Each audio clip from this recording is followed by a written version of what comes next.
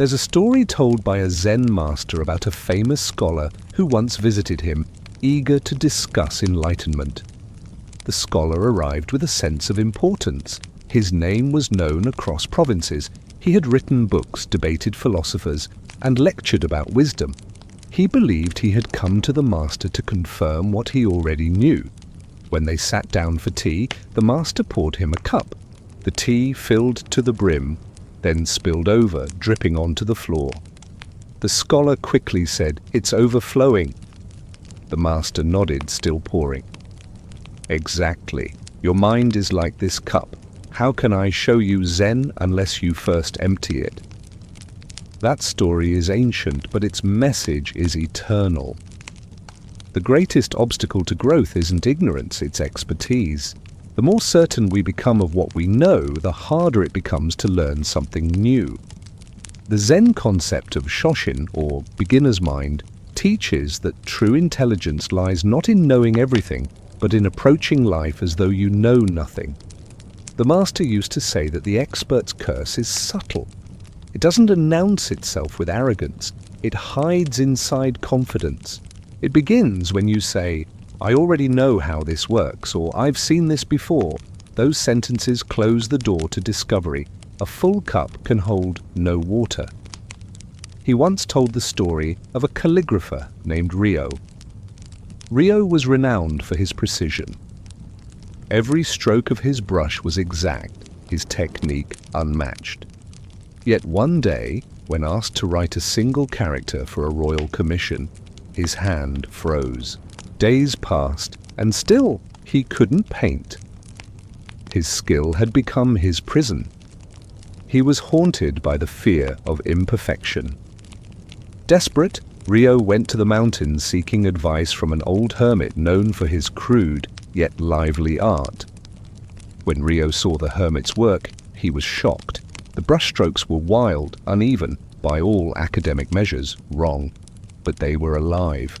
The hermit said, "You've mastered the rules so much that you've forgotten the joy of breaking them." Rio stayed with him for months, learning to unlearn. He painted with sticks, with his fingers, even with the wind itself.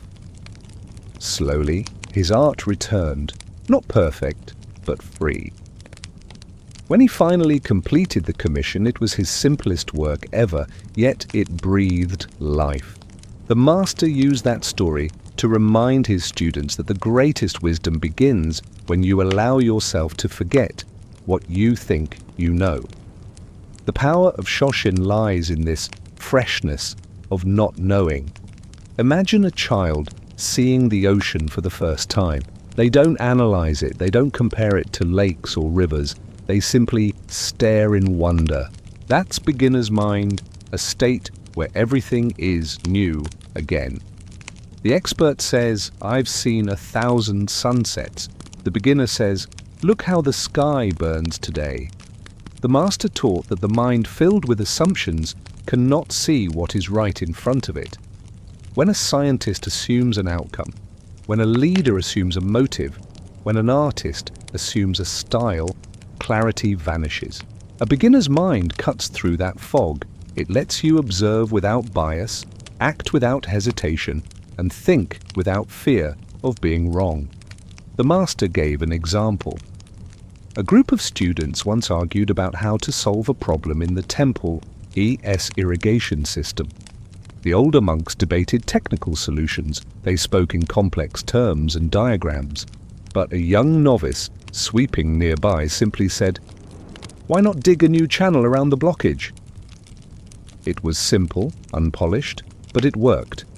The experienced monks had been blinded by expertise. Their assumptions had narrowed their creativity.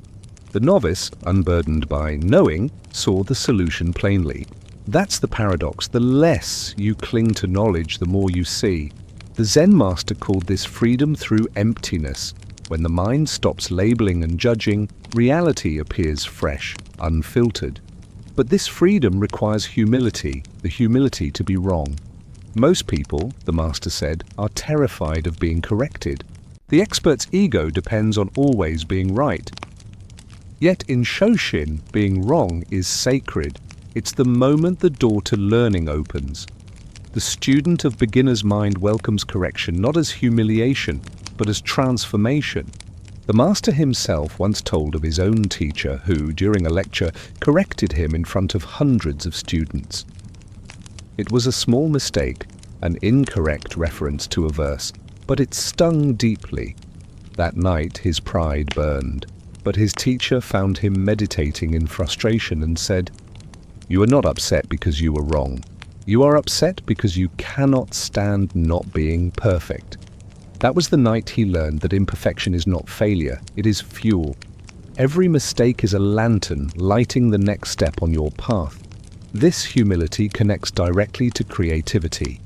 Think of scientists like Einstein, artists like Picasso, or thinkers like Da Vinci. They all shared one trait: curiosity untouched by certainty.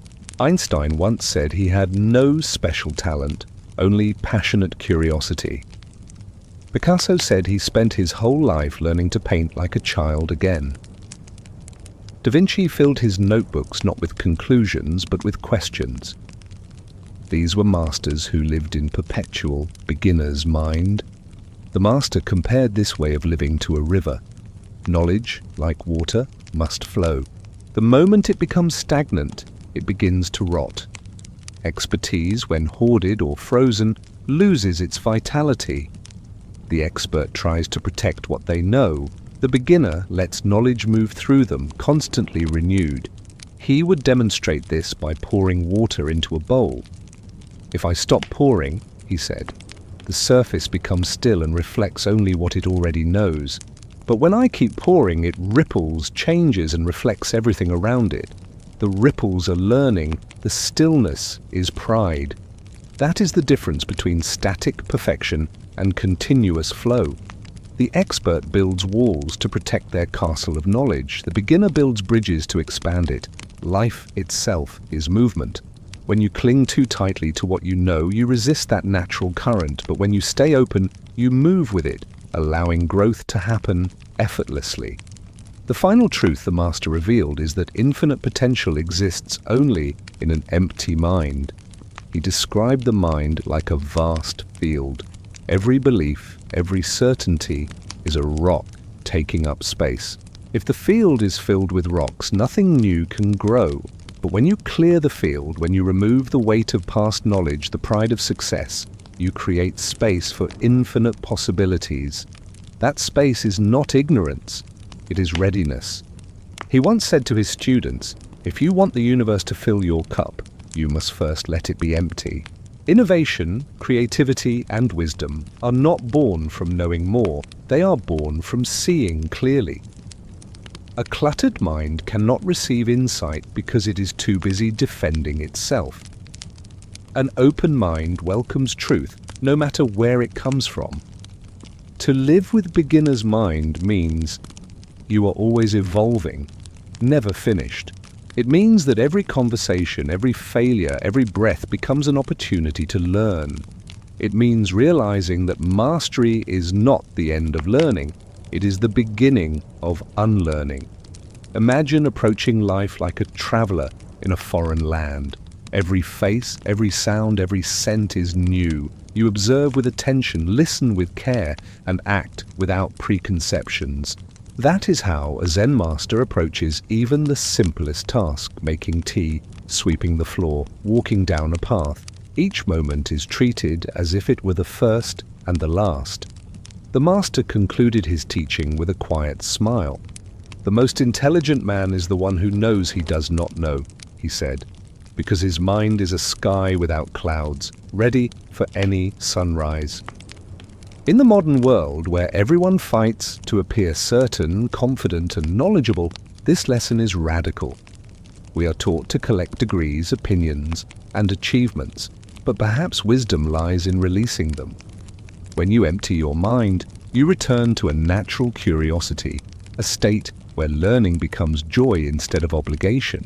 That is the paradox of genius. It doesn't come from having all the answers. It comes from asking the right questions again and again, never tiring of wonder.